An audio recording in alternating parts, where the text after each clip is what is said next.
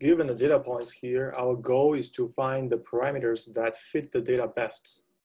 Okay, so what do we mean by those best thetas that fit the data? Okay, so we can fit random models like the red curve, like the red lines indicate here. Given a data set, we can have multiple slopes, give all kinds of different slopes, like the yellow ones, the blue ones. Okay, so given these two lines so far, what do you think is the best curve, the best line that fits the data? So I think probably people would choose the blue line, okay? Because judging from a glance, it just is closest to the data points we have, okay? So we can formalize this idea that we want to choose the parameters so that the resulting model is very close. It's close to Y. Okay, it's close to the actual labels for all the training data points.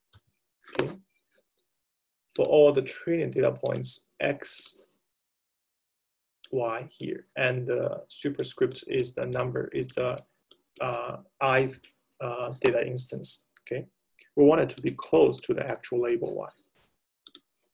So following this idea, let's further do some definition on what we mean by close. Okay, so we want to quantify the closeness. All right, so assume that we've got some model, theta 0 and theta 1, then we can use them to make predictions. And we can denote the predictive value by adding a hat to the Y label here. And we call the Y hat I, superscript I, to be the I's predictive value out of the I's feature data, the I's feature, okay? So the predictive value of the I's feature, of the I's data points, is simply by substituting the actual feature into the model. And we assume that we know some theta 0 and theta 1 here. So, and we assume that we did this for all the 5 data points we've got, okay? So the data points in the black color here, they are the actual data points, okay? Notice that there is no hat here. There's no hats. These are actual data points. And for the predictions, because with each data point, we make a prediction. And we can also plot the prediction together with the actual data here. Yeah, remember that the prediction is generated from the model. So all the predictions, all the predicted data points, they must lie on top of the line here. So all the blue points here, they are the predictive values. They share the same X with the actual data points, but the Y is different. The Y is with hats. They are the predictive values, not the actual values. Some are close, right? Some are close, but some they are parts, okay? Anyway, given the actual data and the predictive values, then we are able to measure how apart they are, okay? Right, if we use the red curve, the red segments here, and we use the length of these red shortcuts, the red segments to indicate how apart they are. Okay, so the length of these red curves are what we want to measure. So the objective is also becoming clear. We want to minimize the distances between the predicted values and the actual values. Okay. So if the smaller distance is showing that the smaller distance shows that our model is more powerful in predicting the data points. Okay.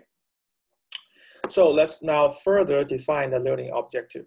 Okay, we want to minimize the difference between the predictive value Y hats and the true Y. Okay, so we want to define the difference okay? So the difference can be measured in terms of the Euclidean distance, okay? But for simplification, we use the square of error. So for the first points, we first compute the difference between y1 and y hat 1, okay? It is the first actual y and the predicted y1. So their difference, and we use the difference to raise it to the power of 2, compute the square of it, right? And for the second data point, we also compute the square of it, of the distance, of the difference, and until the last data points we have. So, and then we add them up all together as the total objective. But in practice, we often use a compute the mean values of them, and we call these mean values, we'll give it a term to be the cost function, okay? This is the cost function of linear regression. It measures how correct the model is, okay? The function is also called mean square error, okay? Because we added 1 over 2m, and m is the number of total data points here. And we give the function a capitalized J to indicate its cost function. Okay, the capitalized J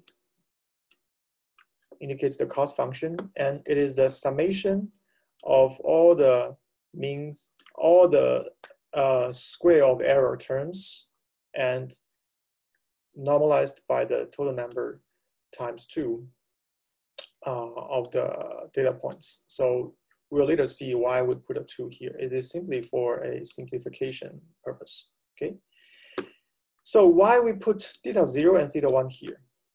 So it shows the cost function is a function of the thetas, okay? So the thetas are the unknown, and all the x and y, they are known, okay? So the y here is the actual label, and the y hats is computed from this formula, okay? A linear combination of xi and the thetas, okay? So that's why the whole cost function is a function of thetas, not of x or y, okay? Thetas are those that we wanna minimize, optimize. Okay, so given the cost function here, we want to find the best theta 0 and theta 1 that minimize the cost function, because we want the distance between the predicted values as small, between the predicted values and the actual values as small as possible. So that's so much for the task definition and the cost function definition for linear regression. And then in the next videos, we're gonna talk about the 2 methods of solving the linear regression problem.